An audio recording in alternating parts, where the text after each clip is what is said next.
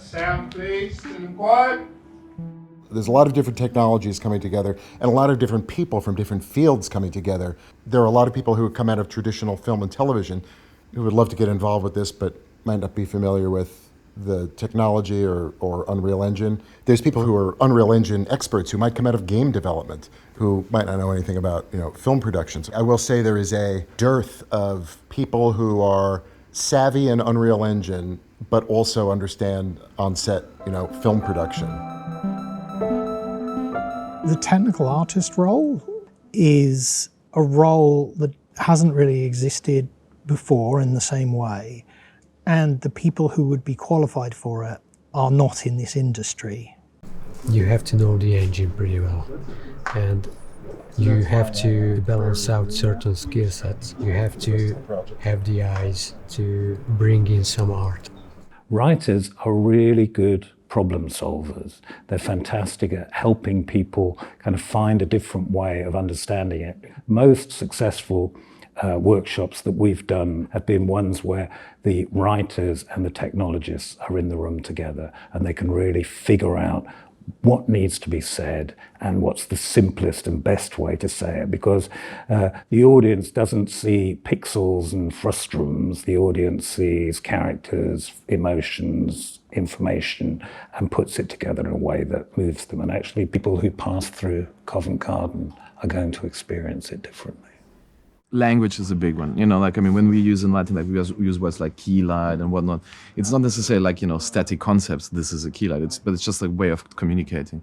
And I think there is a big semantic gap in between. So I think once I know better how to ask for certain things in their language and they know better to ask for certain things in my language, I think once we kind of adjust and blend the language a bit together, I think communication is going to be a lot better.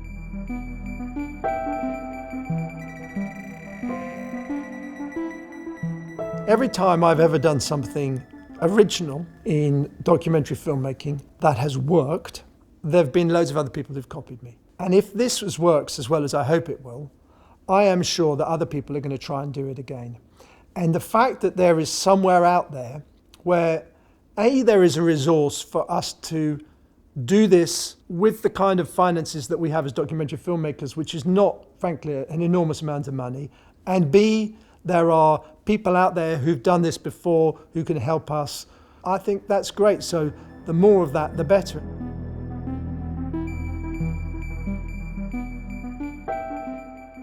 I think from my experience on this shoot, I will probably be able to feel more confident working in a virtual productions role and be able to sort of say that I know how to work with especially the LED wall and how that kind of takes into account how the floor interacts with that and creates this seamless look between the two.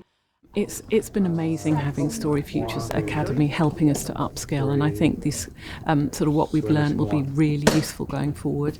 And I can imagine, particularly in a couple of years, when this technology becomes a bit more accessible for more productions, I think we're going to find ourselves in demand. So I'm really grateful for that.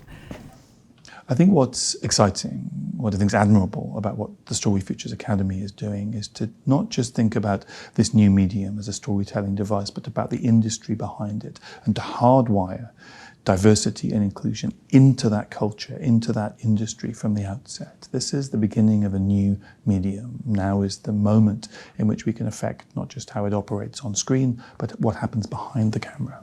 It's fantastic that we've been able to use the space and the resources that StoryFutures Academy have. They've made it possible for us to make a documentary that we never would have been able to make any other way. And I hope they've made it possible for us to make a documentary that will tell a story in a totally original way, in a way that connects with a viewer that hasn't been done before.